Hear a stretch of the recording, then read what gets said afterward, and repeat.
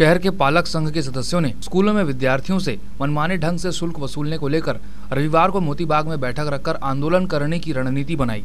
पालकों ने बताया कि इस संबंध में प्रदेश के शिक्षा मंत्री बृजमोहन अग्रवाल से मुलाकात की जा चुकी है, लेकिन मंत्री के गैर जिम्मेदाराना रवैये के चलते अब इस कदम को उठाना पड़ रहा है। मंत्री जी पढ़े वहाँ आज कपड़े नहीं है, पानी चूरा जिस स्कूल में रामसागर में पढ़े हैं, तो शासकीय स्कूलों की हालत बहुत चिंताजनक है सरकार में। और किसी भी शासकीय स्कूल में से इंग्लिश के अध्यापन नहीं किया जाता। मजबूरी में पालकगण अपने बच्चों को प्राइवेट स्कूलों में पढ़ाते हैं, जिसकी मनमानी यहाँ के शासकीय स्कूल के जो अभी जो बैठक हुई उसमें क्या फैसला हुआ है, क्या बातें हुई हैं, आप लोग क्या किस रूप से आगे की रणनीति रही है आप लोग? इसमें परसों हम लोग मंगलवार को राज्यपाल महामहिम राज्यपाल महोदय को ज्ञापन सौंपेंगे, क्योंकि राज्य सरकार शून्य है, समझ में आ गया हमें मंत्री की बातों से। और उसके बाद में शनिवार को हमारा व्यापक प्रदेश व्यापी धरना बूढ़ापारा में किया जाएगा और प्रत्येक स्कूलों में जाकर पालक लोगों को जगा के हम लोग प्रदेश भर के पालक को एक मंच में लाकर प्रदेश व्यापी आंदोलन। प्रदेश में शिक्षा को गांव-गांव के बच्चों तक पहुंचाने के लिए राज्य सरकार अभियान चला रही है। वहीं स्कूलों में गरीब छात्रों पर अधिक शुल्क का बोझ डाला जा रहा है। ऐसे में गरीब वर्ग के विद्यार्थी कैसे शिक्षा प्राप्त कर पाएंगे और छत्तीसगढ़ शिक्षा के क्षेत्र में कैसे आगे बढ़ पाएगा। कैमरा पर्सन प्रकाश के साथ विजय वर्धन, CG24 न्यूज रायपुर।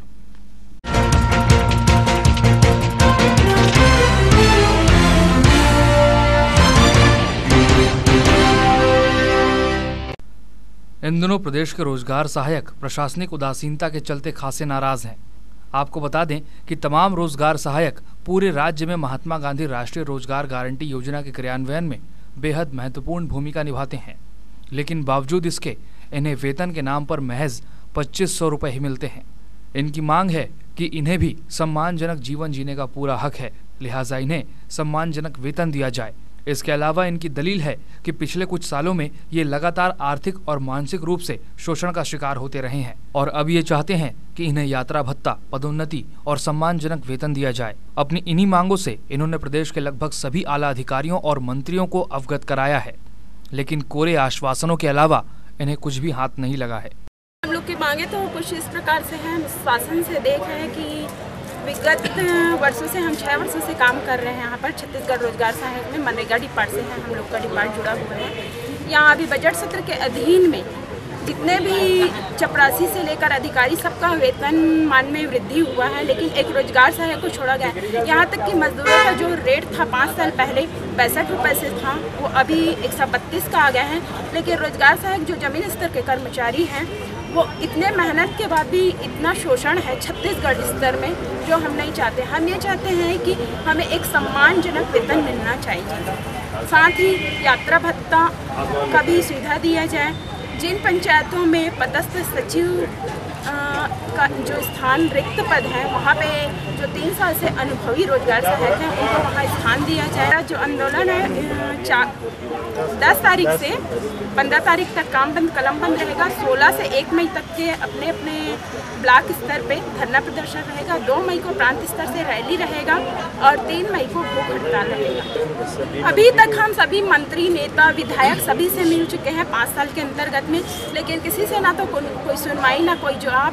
यहाँ तक कि जन दर्शन में भी जा चुके हैं, लेकिन अभी तक ना तो उसका कोई रिस्पांस कुछ भी अभी तक नहीं मिला है। आंदोलन में पूरे छत्तीसगढ़ के रोजगार सहायक शामिल हैं और जितने हमारे साथी हैं इसमें मिलजुल के काम कर।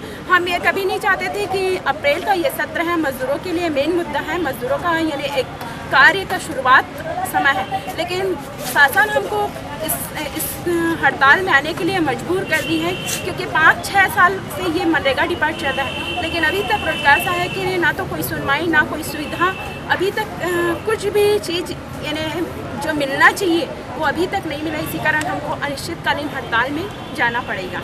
अब सभी रोजगार सहायकों ने आंदोलन की राह पकड़ते हुए धरनों, हड़ताल और आमरण अनशन के हथियारों से सोए हुए को जगाने का मन बनाया है।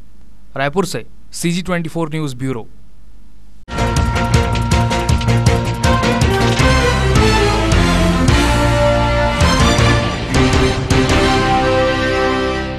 केंद्रीय वित्त मंत्री प्रणब मुखर्जी के बजट के बाद सराफा व्यापारियों की एक्साइज ड्यूटी बढ़ा दी गई थी, जिसके बाद सराफा व्यापारियों ने इसका विरोध करते हुए हड़ताल शुरू कर दिया था। केंद्र सरकार से व्यापारियों की बैठक व सलाह मशवरे के बाद इन व्यापारियों को 30 अप्रैल तक वृद्धि को कम करने के लिए आश्वासन दे दिया गया है, जिसके चलते रविवार को रायपुर के सराफा बाजार खुले दिखे, वहीं बाजारों में फिर से रौनक दिखाई दी।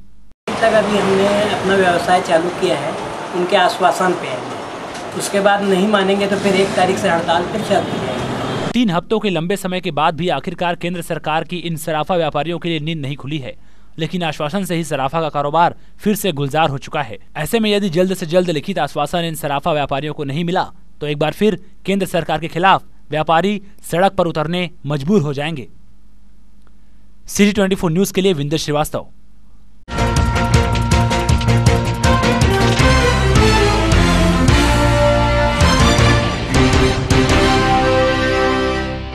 राजधानी रायपुर के महादेव घाट में भव्य शिव मंदिर की प्राण प्रतिष्ठा का कार्यक्रम आगामी 22 अप्रैल से किया जा रहा है। आयोजन समिति के अध्यक्ष गौरी शंकर अग्रवाल ने बताया कि काफी समय पहले से इस मंदिर का निर्माण कार्य चल रहा था, लेकिन कुछ पारिवारिक दिक्कतों के चलते इसमें रुकावटें आई। अब इस मंदिर का काम पूर्ण किया जा चुका है। राजधानी वासियों के लिए इस भव्य मंदिर का शुभारंभ किया जा रहा है। इस दौरान 22 अप्रैल से 28 अप्रैल तक विभिन्न कार्यक्रमों का आयोजन किया गया है, जिसमें भगवान शिव की विशाल शोभा यात्रा के साथ ही भजन कीर्तनों से शिवमय वातावरण तैयार करने का प्रयास किया जाएगा। वहीं आयोजकों ने इस मंदिर में समाज की पूर्ण भागीदारी और सार्थक सहयोग की बात कही है।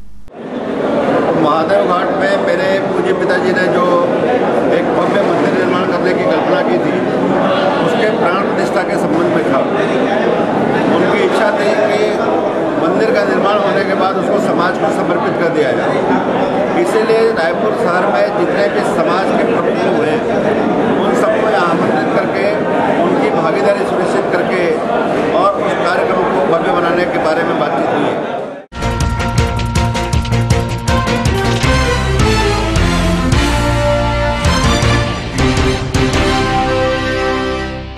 महिला सेल ने दूसरी कार्रवाई करते हुए एक शादीशुदा युवक को गिरफ्तार किया है।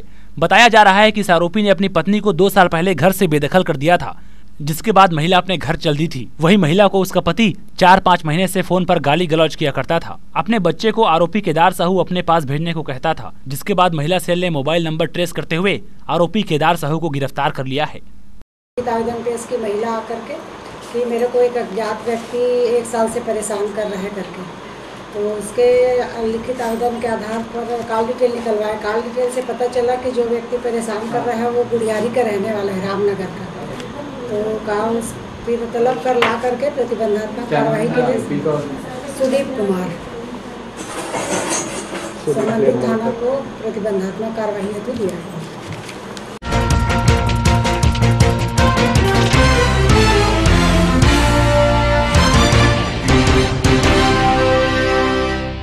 ठाकुर प्यारेलाल सिंह वार्ड के नागरिक व जनप्रतिनिधियों ने शनिवार को पत्रकार वार्ता के दौरान वर्तमान समय में शासकीय स्कूलों की दशा पर चर्चा की।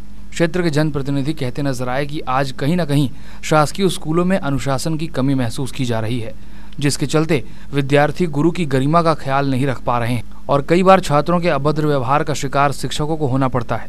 वहीं मौजूदा हालात तो ऐसे हैं कि यदि शिक्षक इस बात को लेकर कोई ठोस कदम उठाते हैं तो कई बार पालक नाराज हो जाते हैं। स्कूली बच्चों को भोजन और मुफ्त किताबें दिए जाने के बाद भी गिरते शिक्षा के स्तर पर क्षेत्र के जनप्रतिनिधियों ने चर्चा की। वहीं इस क्षेत्र में कुछ सकारात्मक करने की चाह से बुद्धिजीवियों की समिति बनाकर नियम तय करने की बात जनप्रतिनिधियों ने कही है। वहीं ट्यूशन जैसी समस्याओं से भी शिक्षा प्रणाली को मुक्त करने की बात पर ठाकुर प्यारेलाल सिंह वार्ड के लोगों ने जोर दिया है। हमारे वार्ड में लगभग 11 सरकारी स्कूल है जो 3 बिल्डिंग में संचालित है। वहाँ पर सारे संसाधन सरकार दे रही है। हर प्रकार के टीचर से लेके हर चीज़ हम उपलब्ध करा रहे हैं। स्कूल निःशुल्क भोजन दे रहे हैं, निःशुल्क फीस है, सब तरह का संसाधन फ्री में मिल रहा है बच्चों को, लेकिन पढ़ाई नहीं हो पा रहा है क्योंकि अनुशासन को सरकार ने भंग कर दिया है, अनुशासन को रोक दिया है। और मैं समझता हूँ 5वीं से लेके 5 साल से लेकर 15 साल के बच्चे को अनुशासित बनाने के लिए हमें छोटा मोटा दंड भी देना पड़ता है। घर में पालक दंड देते हैं, स्कूल में गुरुजी लोग दंड देते हैं, तब उनको एक नया उनका भविष्य का निर्माण होता है। यदि हम 15 साल के बच्चे को संस्कार पूर्वक अच्छा सा उनके शिक्षा दीक्षा को ध्यान में रखकर काम करेंगे, मेहनत करेंगे, तो ज़रूर ही वो आगे चल के हमारे राष्ट्र के लिए एक अच्छा नागरिक बनेगा, हमारे प्रदेश के लिए, समाज के लिए, अपने पालकों के लिए।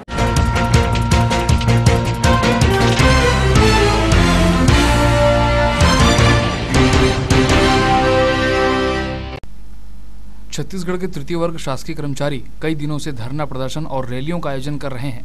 लेकिन राज्य सरकार इनकी मांगों पर कोई फैसला लेती नहीं नजर आ रही है, जिसके चलते शुक्रवार से कर्मचारी अनिश्चितकालीन हड़ताल पर जाने को तैयार हैं। हम आपको बता दें कि इनकी प्रमुख मांगे हैं कि संविदा कर्मचारियों को नियमित भर्ती किया जाए, इसके साथ ही इन कर्मचारियों को प्राथमिकता भी दी जाए।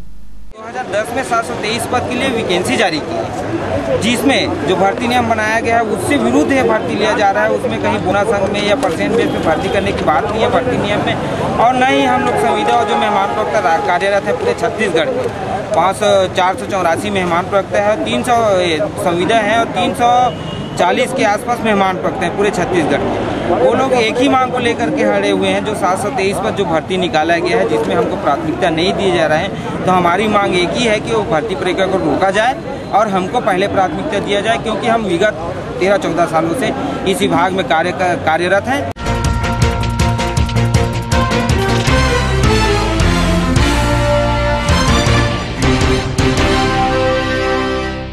जरा सोच कर देखिए कि यदि आप किसी संस्था की दिन दुनी रात चौगनी प्रगति में सहायक रहे हों, जब आपने अपने खून पसीने से किसी संस्थान की नींवों को सींचा हो और एक दिन ऐसा आए जब वहां से आपको बिना किसी कारण बेदखल कर दिया जाए, तो कुछ ऐसी ही स्थिति आज इन तमाम कामगारों के सामने खड़ी है।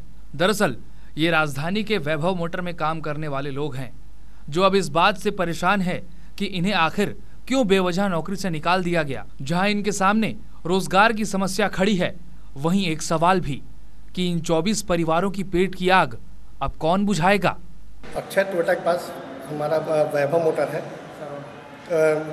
वैभव मोटर में उसका अकाउंट मैनेजर हम लोग बगैर नोटिस के बगैर हम लोग को निकाल दिए हैं 31 मार्च को क्लोज करने के कारण से, और उसका तनख्वाह दिए हैं। और अक्षय टोटा में हम लोग सर्विस में हमको धमकी चमकी दिया जा रहा है। सेठ से मिले भी थे, सेठ भी हमसे बात भी नहीं किया। सरवना अक्षय टोटा के पास कितने लोग हैं? हम लोग 24 लोग हैं। सभी 24 लोगों को निकाल दिया? हाँ सर। आप लोग की क्या मांग है? हम लोगों को जो भी कानूनन जो बनता है केस, ग्रेजुएटी चाहिए, बोनस चाहिए, मुआवजा चाहिए। सच ही है कि सोने के महलों में रहने वाले इन गरीबों का दर्द क्या समझेंगे, लेकिन सच ये भी है कि कभी किसी की बद्दुआ लेकर कोई आगे नहीं बढ़ सका है। Bureau report, CG24 news, Raipur.